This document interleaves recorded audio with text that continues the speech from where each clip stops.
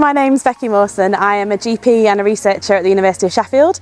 My name's Shirley Samuels, Research and Engagement Coordinator, part of the Community Research Link Worker team. I'm Andrew. I work as a health librarian and I was invited to work on this project. Hello, my name is Fadusa and I'm a community researcher. I'm Caroline Mitchell. I'm a GP in Sheffield and I work in the Deep End Research Alliance. I'm now a Professor of General Practice and Research Equity at Keele University. My name is Chuks and I am a medical doctor as well as a clinical researcher at the University of Sheffield. I have been co-facilitating this project alongside Henry. My name is Dr. Henry Staples. I am a researcher here at the University of Sheffield and I've been helping to steer and facilitate this project all about community researchers. My name is Ben. I'm a community researcher and I'm also an academic researcher. My name's Jamie. I'm a resident doctor in Sheffield. This project has been instrumental for me in terms of learning more about different communities and different cultures. I feel like I have changed as a researcher since I've worked with the community link research workers, and I definitely do research in a completely different way. My name is Dr. Josie Reynolds. I'm an academic clinical fellow at the University of Sheffield, and I'm also a GP trainee, so I do half my time in GP and half my time doing research into primary care.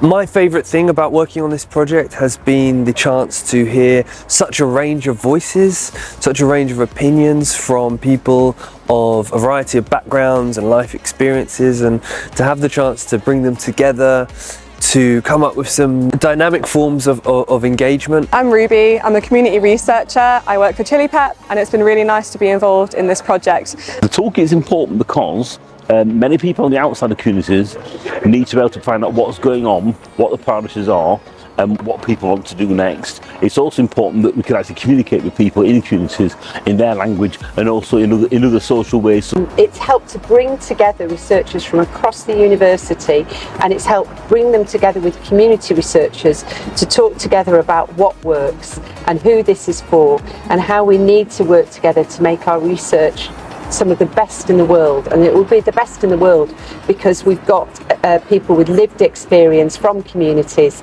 alongside academic researchers to build something that's really strong, useful and relevant. The whole goal of research is to be able to better the society, to be able to better the community. And if we as academic researchers do not, go about these projects that we go on with in the right way, in the proper way, then we are not necessarily achieving the goal which we've set out to achieve. It's been a fantastic experience for me personally because it's put me in contact with a number of different community groups and academics that I've not previously worked with. Community researchers will always bring vital viewpoints to research, and in this case because we live in those communities, so what we bring is, it can't be duplicated. We know the community, we know the players. I think it's essential to have someone involved in the project who understands both the research process but also understands the community, because then you can build that link and make sure that everyone who's involved feels comfortable and have a trusted person involved. I think trust is really important and it takes time to build, so it's good to have that link worker who has a good relationship with the community.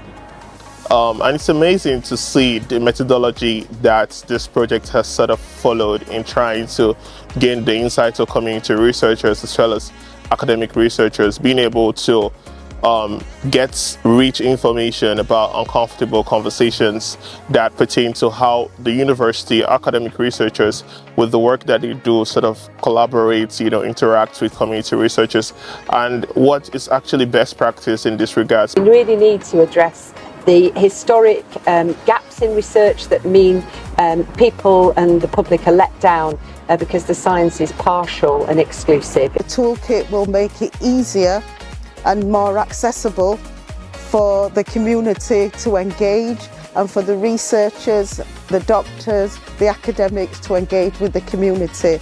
It will make sure that we've got a tool that will help us to just kind of make the process more streamlined and help us to explain the process to our community. It has sort of not just giving me an idea into what community researchers think, but has also set some points of reflection as to the research that I go about on a day-to-day basis. I've learned a huge amount in terms of cultural appropriateness and how to engage around sensitive subjects. I specialise in contraception and women's health, so it's been incredible working with these communities and the women that have been involved in my projects. It's a fantastic toolkit, and I think it's beneficial for anybody who wants to start or is already a part of it. I think the research process has been done really well. I think there's been a lot of opportunities for feedback and developing the toolkit together, and everyone's ideas have been really heard, and it's nice to see how it's progressed and changed shape as the workshops have gone on. I've absolutely loved being part of this study, and I really hope to see it being adopted far and wide, because it's really been developed by everybody for everybody. In some ways we're really leading in this kind of work around sort of inclusivity in research, and I think lots of people across the country will get a lot of value from learning from this work and sort of using it as a kind of best practice guidelines for working with community researchers. So in terms of next step, I would love to see this toolkit on a national level, so that researchers at all the universities can learn the importance of engaging with communities.